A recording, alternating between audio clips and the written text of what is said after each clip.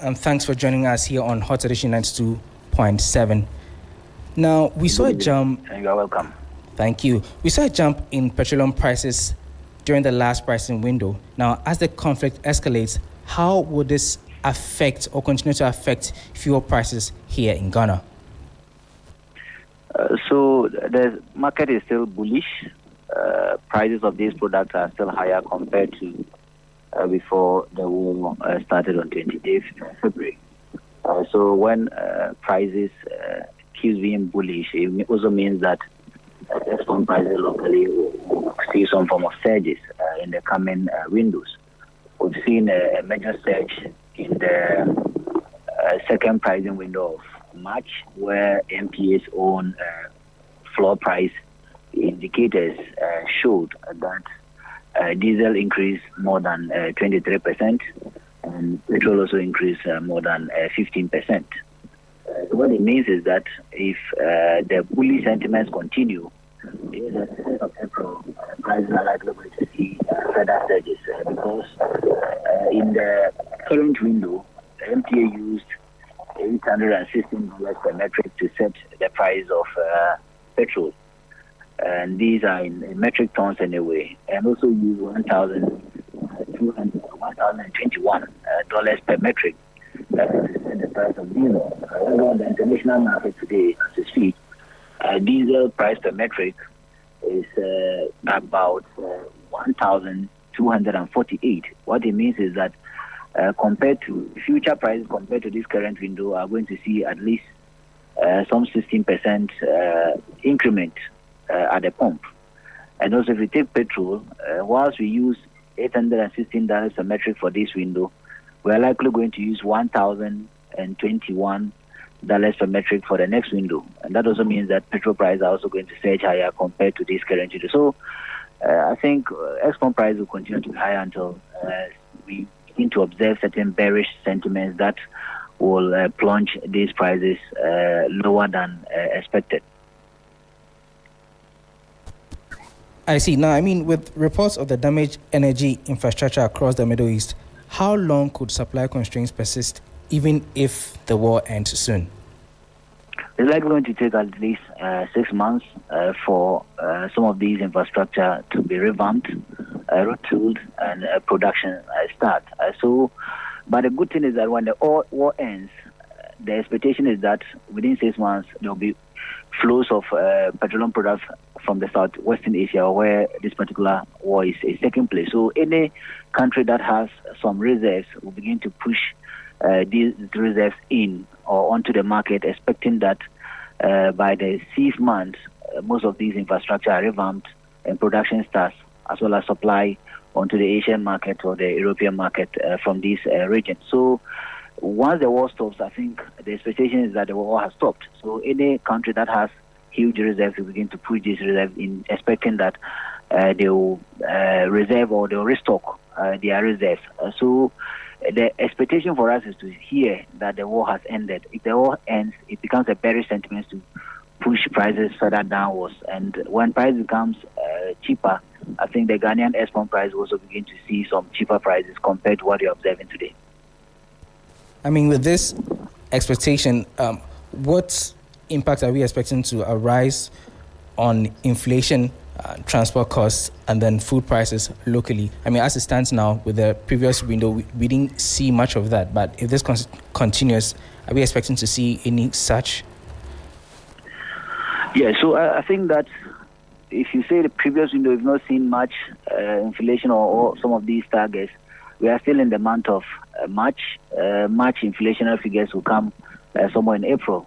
Then will we say that whether these surges have had impact on inflation or not? But if you look at our inflationary basket or the CPI, the various commodities, transport sector plays a key role, energy plays a key role, food plays a key role, and other productive sectors also play key roles. And one thing is that because plays a critical role in production in Ghana, when prices of fuel begin to surge, what it means is that the energy component or the energy part of the commodity basket also sees some surges.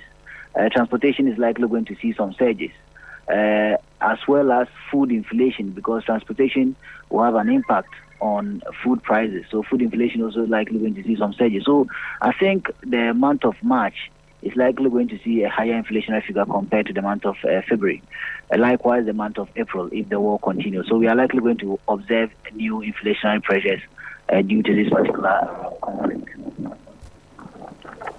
Before I let you go, looking at the situation, if the tensions escalate further, with the prolonged closure of the Strait of Hormuz, realistically, how high could the oil price go?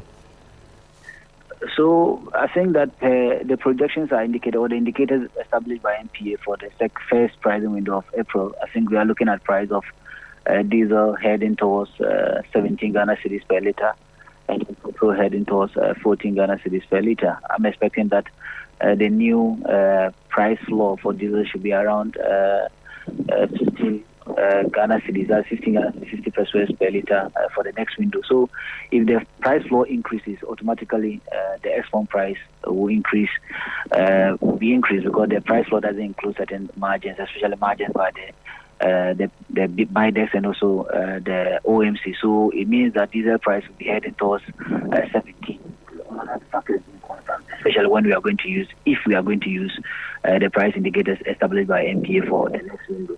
And also petrol heading towards 14 to almost 15 if we are going to use the same prices projected or announced by NPA of March. If the war continues, I'm also expecting that I've seen on the international market, especially Bloomberg quoting diesel price around $1,000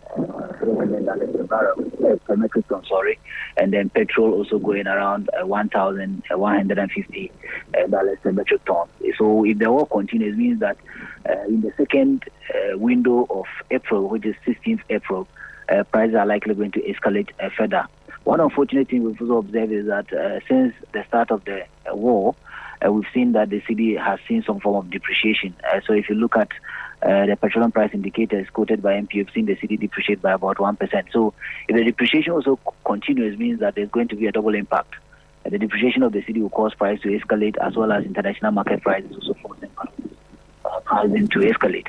So when this double impact takes effect, it means that most of these projections we are making are likely going to be higher than projected. So we should just hope that the war ends soon, so that price will not head to 18 Ghana cedis per liter by 16th of April. And we should also hope that the regulator, which is the BOG, and then through its monetary policy, finds a way to stabilize the cedi at 11 Ghana cedis. And also the Minister of Finance, through some fiscal policies, finds a way to stabilize the cedi at 11 Ghana cedis. If they don't stabilize the cedi at 11, and the cedi also sees some depreciation to almost 11.50 or 12, it means that it is going to have a compound effect on the export price of petroleum products, and that will be very consequential to the Ghanaian petroleum consumer. All right, Mr. Benjamin Sian, thank you so much for sharing these insights with us. But I would want you to hold on, because in a related development, President Donald Trump says the United States has held talks with Iran aimed at the complete and total resolution of hostilities in the Middle East, in a move that has eased immediate fears of escalation. Trump said the discussions led him to postpone previously threatened strikes on Iranian power plants, a decision that triggered an immediate drop in global oil and gas prices. The development follows a warning issued by Trump on Saturday, March 21, giving Iran a 48-hour ultimatum to reopen the Strait of Hormuz or face what he described as the obliteration of its power infrastructure. His latest remarks mark a more conciliatory tone, even as tensions remain high and key details of the talks have not been disclosed yet. Now, Sensia, what are your initial comments on this? How does this play out in the larger scale of things? I think some of these announcements made by Trump are short-term announcements, or they have short-term impact on the market. Mostly when Trump realizes that prices are surging higher, and also causing some plummeting of stocks on the maybe the New York Stock Exchange or the London Stock Exchange. Some of these announcements are made to ensure that stocks don't plunge or don't plummet. But that is one side statement. We also have to hear from the Iranians whether they support some of these statements. The moment the Iranians decide to say that we don't agree with what Trump said, or Trump has not engaged any of our members, it also means that the war has not ended. It also sends a bullish statement. So mostly, you realize that when this war started, on the first window or the first market of the first week, you realize that prices becomes decline, or prices decline, either on the WTI or Brent, because of certain statements made by Trump, but they are short term. So if by tomorrow we don't hear from the Iranians, or the bomb still continues, it means that prices are likely going to surge by tomorrow or tomorrow next. So we should just wait to hear from the Iranians, and don't take the words of Donald Trump, because Donald Trump doesn't determine the price of fuel on the international market now. He may determine it in the short term, because whenever he makes these statements, you realize that we see the prices flanging. For example, this morning, price was around $112 per barrel, but as he made a statement, price have reduced to about $100 per barrel. Now, if price will go beyond $112 per barrel, that is Brent, will go beyond $112 per barrel, depends on what the Iranians will say. And if the Iranians decide to say that we are not stopping, we will continue this war, it means that price will escalate again. So we'll just be patient to wait from the Iranians. They determine the price now, not Donald Trump. All right, Mr. Benjamin Sia, thank you so much for interacting with us. So you had the Executive Director for Center for Environmental Management and Sustainable Energy, Benjamin Insia. Now, moving on, Chief of Defense Staff, Lieutenant General William Ajipon has urged senior officers and soldiers of the Ghana Armed Forces to remain proactive, professional, disciplined, and forward-looking in responding to emerging complex security threats. Speaking at this year's Ghana Armed Forces General Headquarters retreat, the CDS emphasized that the ability to anticipate, adapt, and respond effectively to security challenges is crucial, not only for operational success, but also for maintaining the military's relevance as a key pillar of national stability.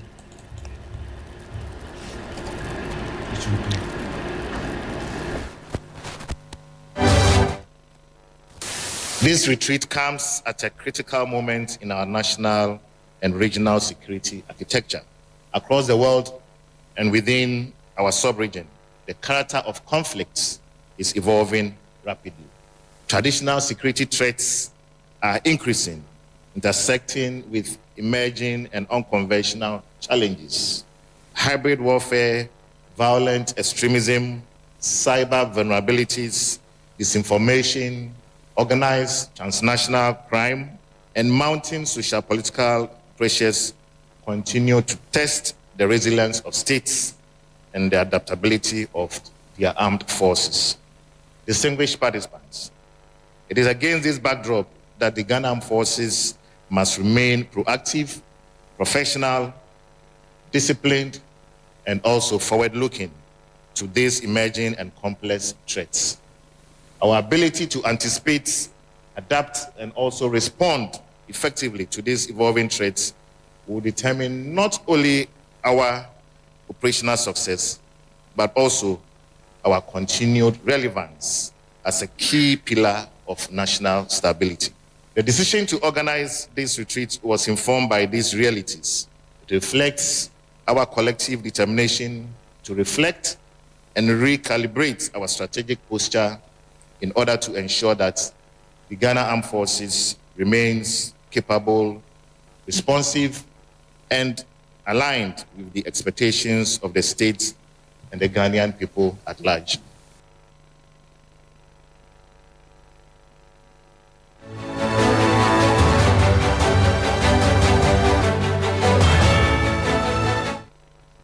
You heard the Chief of Defense Staff, Lieutenant General William Ajipon.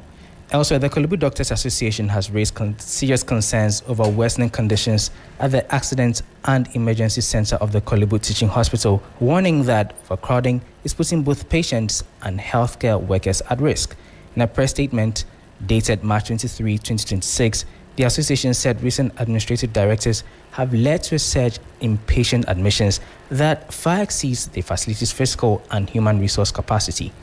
While reaffirming their commitment to the no-bed policy, where no patient is turned away, the doctors indicated that the resulting congestion has forced care to be delivered under unsafe and improvised conditions. Let's get on the phone lines now and speak to Dr. Asare Ofer. He's the president of the Kolebu Doctors Association. Very good evening to you, Dr. Ofer, and thank you for joining us. Hello, good evening. Thanks for having me, and thanks to your listeners as well.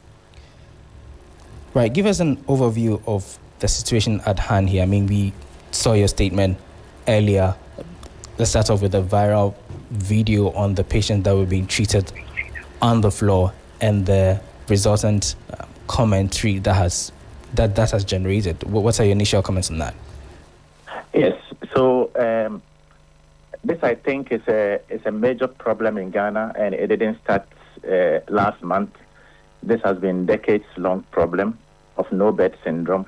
Occasionally, there are victims who, some circumstances may find their way to the media, so it always seems as if it's a new issue. No, this is more than 20, 30 years old, and we need to have a pragmatic solution to this.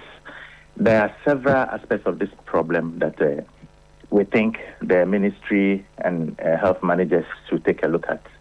And it goes beyond space.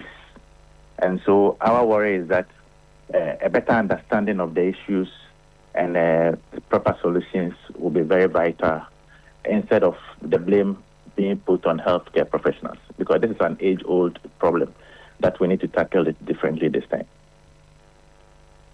Indeed, and I mean, Ghana is not the only country that experiences this no-bed syndrome thing, but essentially, after the directive by the ministry, you're also saying that for example, 200 beds that have been supplied are not enough to sort of help bridge the gap or alleviate the problems facing now. You talked about other facets of it. What are some propositions that you are making that you think the ministry should look at to help resolve this issue?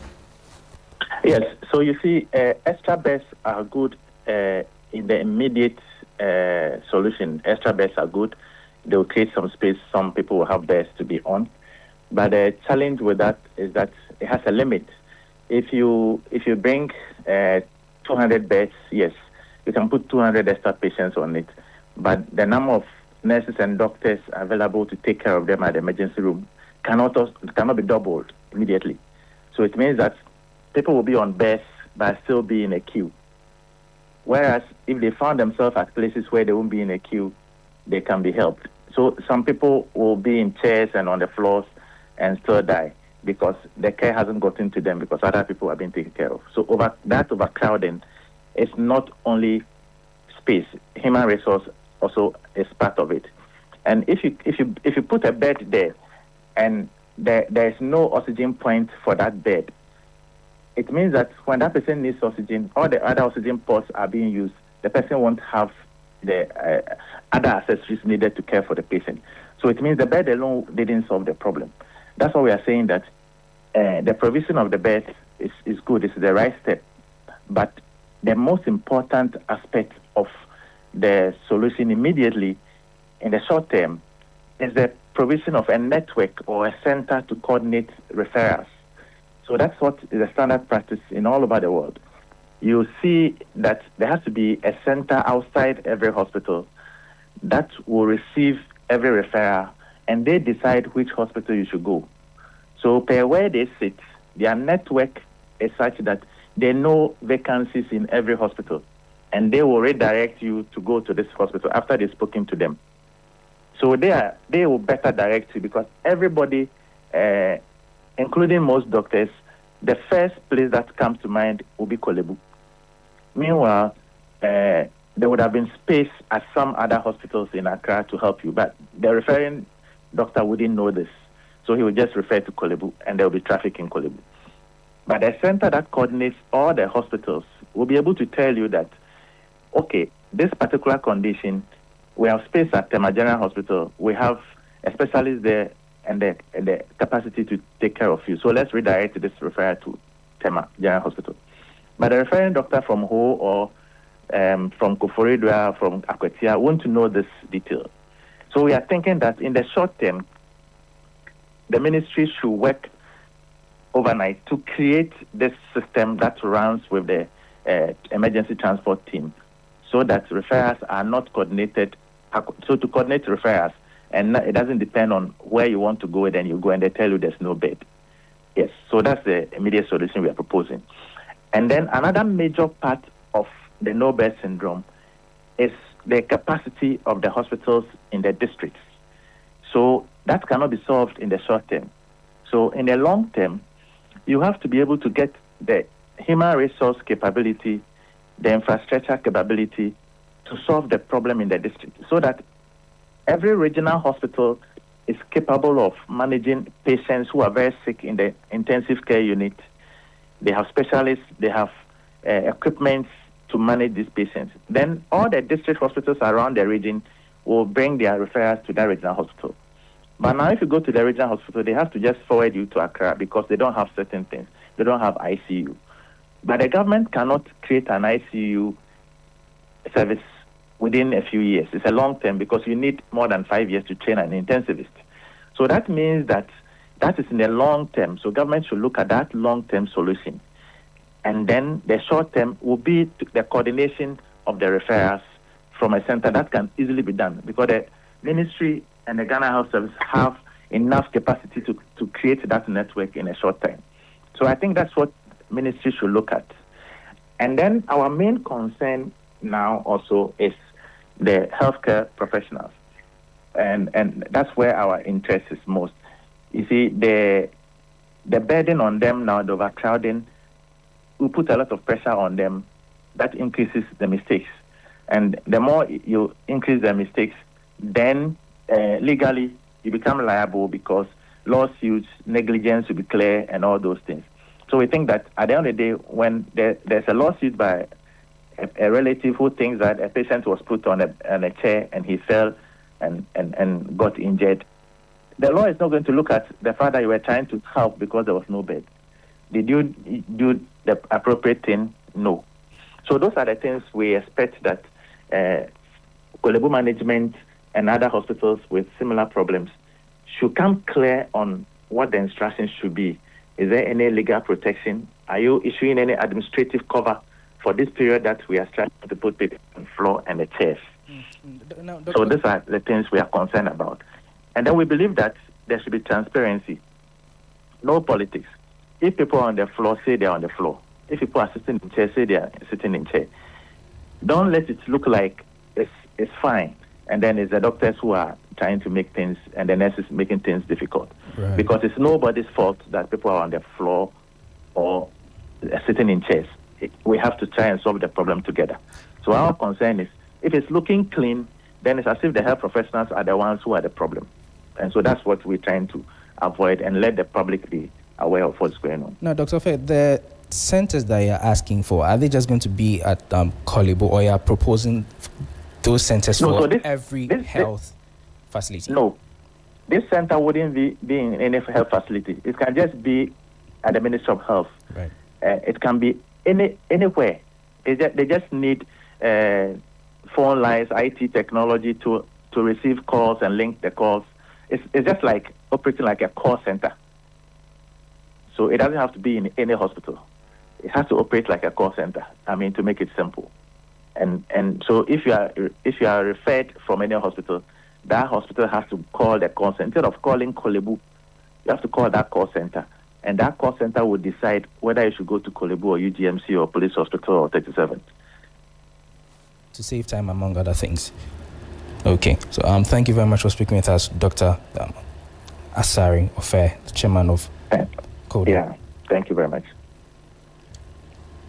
Let's move on to other stories, because the National Health Insurance Authority has cautioned healthcare providers to desist from imposing illegal charges on patients during hospital visits.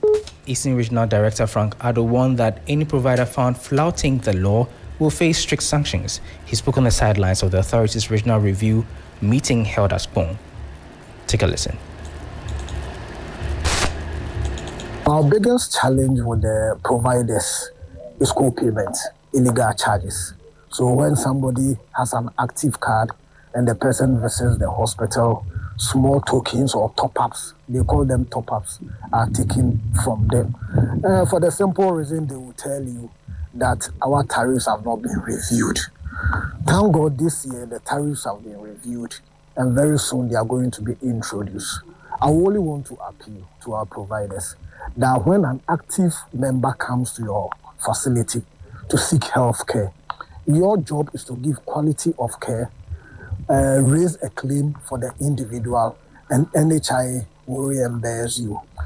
On the part of NHIA, we are going to step up our monitoring. We are going to send out mystery shoppers. We are going to monitor these facilities. And if you are caught, the laws of the land will just deal with you.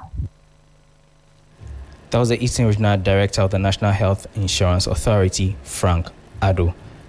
Also, a celebrated Ghanaian visual artist, Ibrahim Mahama, has debunked claims that they were attacked by a mob on Saturday morning while traveling through Tamale. He insists that he and his team were attacked by members of the Black Maria team. The founder of the Savannah Center for Contemporary Art and CEO of Red Clay was addressing the press in Tamale on Monday. Uncle tried to follow up at the station and they wouldn't let him come there to take a statement. They were even threatening him. And I remember when we were at the station, one of them even uttered a statement that if we joke, they will even kill us and nothing will happen. So the fact that some of us, we are doing, like we are making ourselves educated people like that, we're crutching. If you don't take care, we will just use our booga and damage you and then go away and nothing will happen to you. By the time you call someone who is in power, we also know people that are in power, and this case will make the foolish case. And I said, at this point, sometimes when you get into these incidents, you just want to get your way out of it. So that was what actually transpired in that day, in the honesty of God, the God that I worship. So it was later that we went to the hospital, we did the checks, the regional minister came, the regional commander came, we went back home, and then we now had to go with my brother-in-law, Professor Amin, the director of GBC, back to the regional commander's office to go and then take a fresh statement and to take pictures and everything. Because up until the point, even when they were invited to the regional commander's office, they had denied all the claims, saying that they came to meet a mob justice and they were intervening within it. But they were actually the mob. There was no one else because everyone was trying to leave the mosque and everyone was trying to go home. There was a complete traffic jam. So no one really had time to do anything but just trying to focus on getting to the house. So if there is anything, at least as educated as I am, at least in my sound mind, I know what I saw and what I experienced. So the point of they were not there, it was mob and then all these other things, it's absolute nonsense. Thank you very much. Ibrahim Mahama is the founder of the Savannah Center for Contemporary Arts and CEO of Red Clay. Remember, the Inspector General of Police, Christian Teta Yono, has directed Police Professional Standards Bureau to investigate the assault on the artist Ibrahim Mahama. Let's now take one of our headline stories. It says, Member of Parliament for Ifeanyi Asare, Dr. Ayuefri, says it is regrettable for anybody to reduce minority caucus engagement with cocoa farmers to mere political gains. According to the former campaign coordinator for Dr. Baumia, the government is underestimating the challenges the cocoa farmers are facing with the reduction of the farm gate price. He spoke to my colleague, William Evans Inkum. The Lord gave to our fathers and great-grandfathers in this area is cocoa. So, literacy, as well, diminishes towards the rural area, and the easy access to livelihood is farming. So many of the farmers also do cocoa.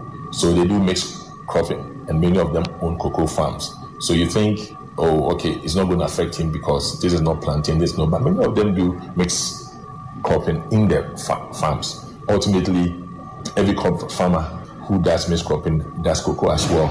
And that is more of the one that brings a lot of money to finance the rest and co.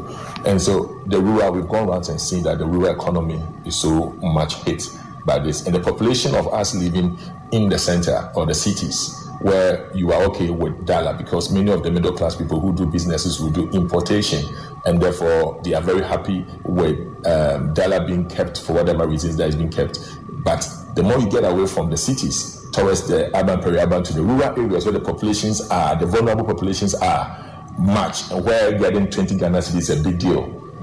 That is where the rural economy draws on farming, and mostly in the middle belt on cocoa. So we have learned a lot in the process, because the value chain is just showing to us that many of the cocoa farmers are not able to take care of what would be 3 square meals a day now, taking care of their children to school, topping up their healthcare challenges in the primary healthcare area, where many of them would have to pay and top up for their health bills. It's not happening.